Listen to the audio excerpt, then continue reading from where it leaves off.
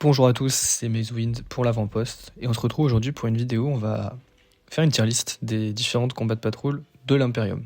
Donc l'objectif de cette vidéo, ça va être de trier les différentes patrouilles en fonction déjà de la rentabilité, de la réduction, aussi du nombre de points que vous avez dans la boîte, à savoir est-ce que ça vous permet de directement commencer une armée ou pas. On va regarder aussi la difficulté de peinture, le style de jeu, la facilité ou non à les jouer, et puis après est-ce que c'est récent, pas récent, enfin bref voilà. Donc on va regarder tout ça. Donc on est parti, on commence directement avec les Dark Angels.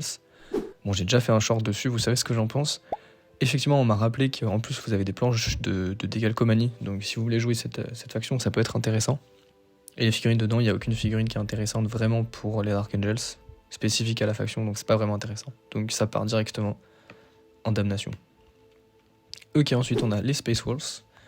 Bon là par contre, on change tout de suite de registre. Les Space Wolves, c'est très solide. On a 455 points dans la boîte, une réduction de 30%. Donc c'est une excellente base.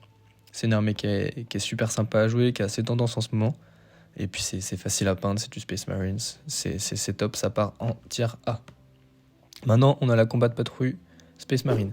Celle-ci, son gros défaut, c'est qu'en fait, c'est exactement la même patrouille que celle que vous avez dans le starter set. Donc c'est pas très intéressant, vous pouvez l'avoir.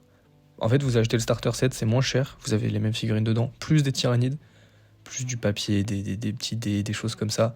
C'est pas du tout intéressant. Donc ça part direct en damnation avec les Dark Angels. Maintenant on a l'Adeptus Mechanicus. Bon alors là c'est un peu compliqué, l'Adeptus Mechanicus c'est l'armée qui coûte la plus chère, déjà de base.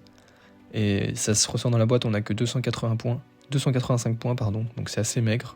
Ça fait un ratio de 2 points par euro dépensé. C'est l'armée la plus chère du jeu à collectionner, donc si tu veux juste 1000 points, il faudra au moins 3 ou 4 boîtes comme ça. Donc c'est sûr que là ton argent il est pas très bien investi.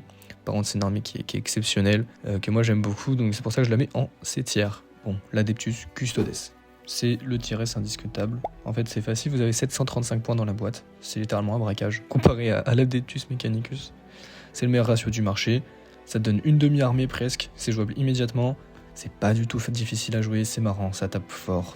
C'est facile à peindre, vous n'avez pas beaucoup de modèles. Vraiment, je recommande cette combat de patrouille si vous voulez débuter, pas trop vous prendre la tête. Vous allez sur les Adeptus Custodes, ça part en empereur tiers directement. Ça tombe bien, c'est l'or accurate en plus. Bon, les Black Templars, c'est une bonne patrouille, vous avez des figurines super intéressantes, vous avez quand même 460 points. Il y a de tout. Un style de jeu qui est quand même agressif. C'est solide, c'est fiable, c'est les Black Templars, c'est top. Ça part en tier A. On enchaîne avec l'Adeptas Sororitas. Donc c'est un peu léger en termes de points, on a 375 points dedans. Par contre les figurines sont sublimes, les mécaniques de jeu sont intéressantes, par contre c'est très difficile à jouer. Mais juste j'adore les figurines. Si vous êtes vraiment quelqu'un qui est attentionné par rapport au modélisme, etc., que vous faites attention, enfin que vous voulez vraiment des figurines uniques avec un style unique, moi j'adore le style de cette armée, donc c'est pour ça que je la mets en tier B. Maintenant les agents de l'Imperium, là c'est très rentable tout de suite. Et d'ailleurs c'est la boîte la plus rentable. Vous avez 83 € de réduction si vous achetez cette boîte. Donc c'est juste énorme en termes de réduction en euros. Au niveau des points, vous avez 420 points dans la boîte. Par contre, c'est très dur à jouer. C'est des unités squishy, ça demande des synergies parfaites. C'est assez bizarre à peindre. C'est pour ça que ça part en tier C. Ok, les Blood Angels. Les Blood Angels, c'est un tier B très honnête. Vous avez 490 points dans la boîte. Et vous avez l'unité spécifique de la garde sanguinienne. Ça reste une boîte assez intermédiaire. Ça demandera des renforts si vous voulez vraiment faire une bonne armée Blood Angels, mais c'est un bon début pour commencer. Hop, ça part en B tier. Maintenant, vous avez le Descorp de Krieg. Bon là, c'est chaud, vous avez moins de 250 points. Il va vous falloir plein de renforts pour tenir. Si vous voulez 1000 points, il faut acheter 8 boîtes. En revanche, j'adore l'Astra, c'est pour ça que ça part en tier C.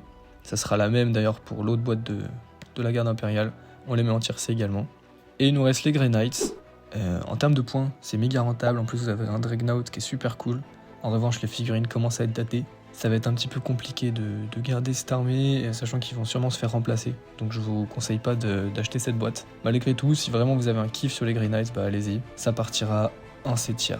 Et donc voilà le petit classement, la petite tier list des combats de patrouille de l'Imperium. J'espère que ça vous a plu. C'était rapide, c'était la première vidéo. On en fera d'autres. Dites-moi maintenant si vous préférez plutôt qu'on regarde les Xenos ou bien plutôt le Chaos. Je vous invite à vous abonner à la chaîne, il y a plein de choses sympas qui arrivent, on va faire des analyses, on va partager des choses sur le hobby, comment se lancer, etc. Le but de la chaîne, c'est d'être assez analytique sur le jeu. Et puis on a un Discord, l'avant-poste, avec une communauté qui est super, on partage plein de choses, on se motive, Il y a une super ambiance, donc je vous invite à rejoindre le Discord si vous voulez un peu vous éclater et vous partager un peu vos pas dans le hobby. Voilà, merci, c'était Mezwin, je vous souhaite une bonne journée.